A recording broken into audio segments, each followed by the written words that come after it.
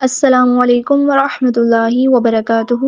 اللہ تعالیٰ سے دعا ہے کہ ہمیں صحت اور ایمان کی بہترین حالتوں میں رکھے اور ہم سے راضی ہو جائے، آمین یا رب العالمین۔ اعوذ باللہ من الشیطان الرجیم، بسم اللہ الرحمن الرحیم۔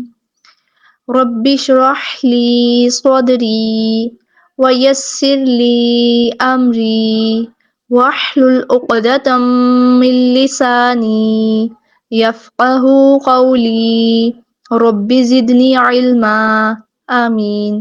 آج کا ہمارا ٹاپک ہے الجوف، یہ جوف دہن۔ ہم دیکھیں گے کہ جوف دہن کیا ہوتا ہے اور یہاں سے کون سے حروف ادا ہوتے ہیں اور یہ کیا ہے۔ تو جب ہم نے اصول مخارج پڑھا تھا تو اس سے پہلے والے ٹاپک میں ہم نے دیکھا تھا کہ جوف دہن جو ہے یہ اصول مخارج کا ایک اصول ہے، ٹھیک ہے۔ جوف دہن ہوتا کیا ہے؟ یہ ہمارے منہ کا خالی حصہ ہے، ٹھیک ہے۔ ہمارے منہ میں جو ایمپٹی اسپیس ہے، جو خلا ہے، اس کو کیا کہا جاتا ہے؟ اس کو جوف دہن کہا جاتا ہے یا الجوف کہا جاتا ہے، ٹھیک ہے۔ تو یہاں سے جو حروف ادا ہوں گے ان کو ہم کہیں گے حروف مدہ بھی کہہ سکتے ہیں، اور حروف جوفیہ بھی ان کو کہا جاتا ہے، اور حروف ہوائیہ بھی کہا جاتا ہے، ٹھیک ہے۔ حروف مدہ جو ہے یہاں سے ادا ہوں گے، مدہ، ٹھیک ہے۔ اب دیکھتے ہیں کہ حروف مدہ کون کون سے ہیں اور کتنے ہیں۔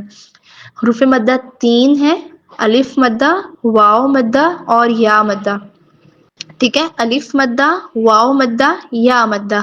الف مدہ کب ہوگا؟ جب خالی الف سے پہلے زبر ہو، ٹھیک ہے۔ یہ بات یاد رکھیے گا، قرآن پاک میں کوئی بھی لفظ ہے اس کے درمیان میں، اس کے آخر پہ، کہیں پہ بھی خالی الف سے پہلے زبر ہو تو الف مدہ ہوگا، ٹھیک ہے۔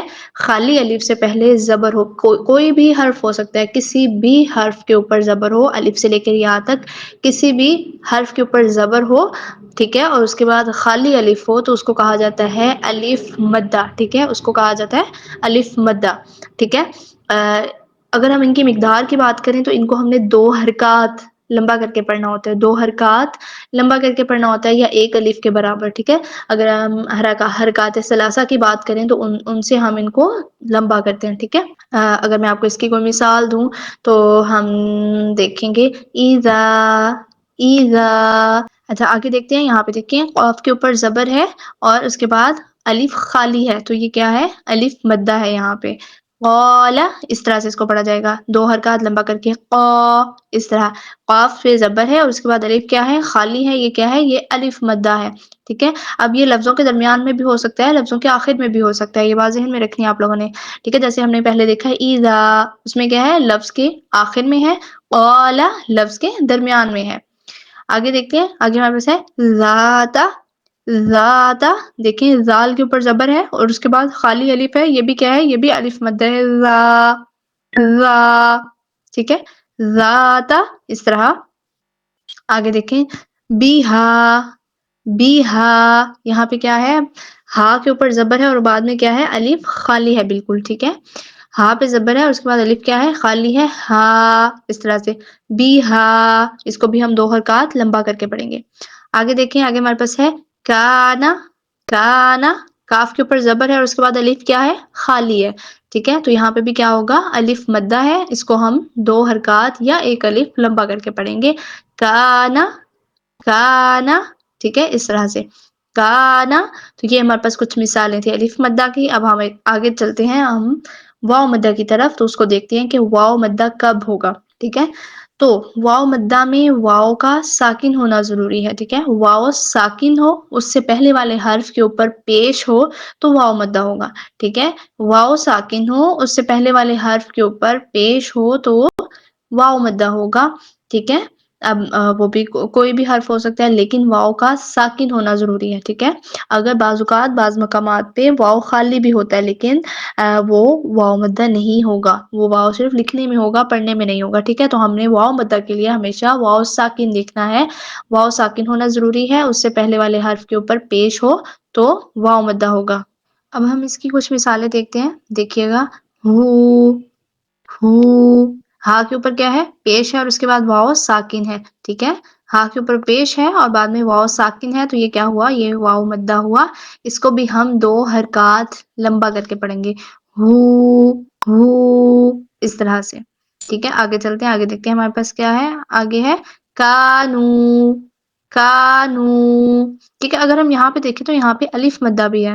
دیکھیں کاف کے اوپر زبر ہے، اس کے بعد الف خالی ہے، تو یہ کیا ہے؟ یہ الف مدہ ہے. اس کو بھی ہم 2 حرکات لمبا کریں گے. اور آگے اگر ہم دیکھیں تو نون پہ پیش ہے اور واو ساکن ہے، تو یہاں پہ کیا ہے؟ واو مدہ. اس کو بھی ہم 2 حرکات لمبا کریں گے. اب یہ ایک ہی لفظ میں الف مدہ بھی آ گیا، واو مدہ بھی آ گیا. ٹھیک ہے، دونوں کو ہم نے 2 حرکات لمبا کرنا ہے، مقدار ایک جیسی رکھیں گے.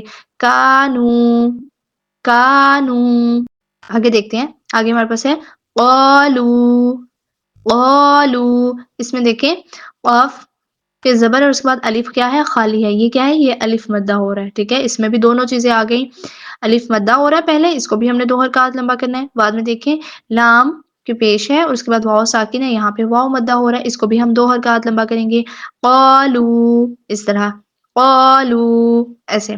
ٹھیک ہے، آگے دیکھتے ہیں. آگے دیکھیں ہمارے پاس ہے اعوذ اعوذ. دیکھیں عین پہ پیش ہے اور بعد میں واو کیا ہے؟ ساکن ہے. یہاں پہ کیا ہو رہا ہے؟ واو مدہ ہو رہا ہے. یہ ہم تعوذ میں بہت زیادہ، سب سے پہلے تو تعوذ میں ہی یہ لفظ آ جاتا ہے، ہم استعمال کرتے ہیں اعوذ ذو. ٹھیک ہے، اعوذ. تو عو عین پہ پیش، بعد میں واو ساکن، یہاں پہ کیا ہو رہا ہے؟ واو مدہ ہو رہا ہے. اس کو بھی ہم 2 حرکات لمبا کریں گے. آگے چلتے ہیں، آگے دیکھیں ذنوبا ذنوبا ذنوبا.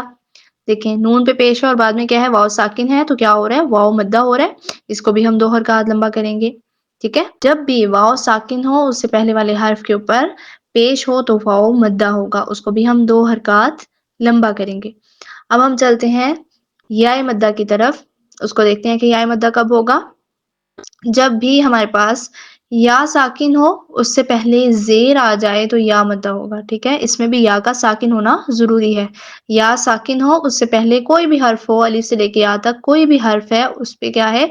زیر آ گئی ہے، تو وہ کیا ہے؟ یا مدہ ہوگا. اس کو بھی ہم 2 حرکات لمبا کریں گے. ٹھیک ہے، اب اس کی بھی ہم کچھ مثالیں دیکھتے ہیں. جیسے دیکھیں رحیمن رحیمن. یہاں پہ دیکھیں ہا کے نیچے زیر ہے اور بعد میں یا ساکن ہے. یہاں پہ کیا ہو رہا ہے؟ یا مدہ ہو رہا ہے. اس کو ہم 2 حرکات لمبا کریں گے. روحی، اس طرح روحی، یوں کر کے. آگے دیکھیں، آگے ہمارے پاس ہے الذی الذی. یہاں پہ دیکھیں زال کے نیچے زیر ہے اور بعد میں یا ساکن ہے. یہاں پہ کیا ہے؟ یہاں پہ بھی یا مدہ ہو رہا ہے. اس کو بھی ہم 2 حرکات لمبا کریں گے. الذی ذی. ٹھیک ہے، 2 حرکات اس کو بھی لمبا کریں گے. آگے چلتے ہیں، آگے دیکھیں عزیزن. یہاں پہ دیکھیں زا کے نیچے زیر ہے اور بعد میں یا ساکن ہے. یہاں پہ کیا ہے؟ یا مدہ ہو رہا ہے. 2 حرکات ہم اس کو بھی لمبا کریں گے. عزیزن ذی، اس طرح. آگے دیکھیں، آگے ہمارے پاس ہے حدیثو. دیکھیں دال کے نیچے زیر ہے اور بعد میں یا ساکن ہے. یہاں پہ کیا ہے؟ یا مدہ ہو رہا ہے. اس کو بھی ہم 2 حرکات لمبا کریں گے. حدیثو دیسو. ٹھیک ہے، 2 حرکات اس کو بھی کریں گے.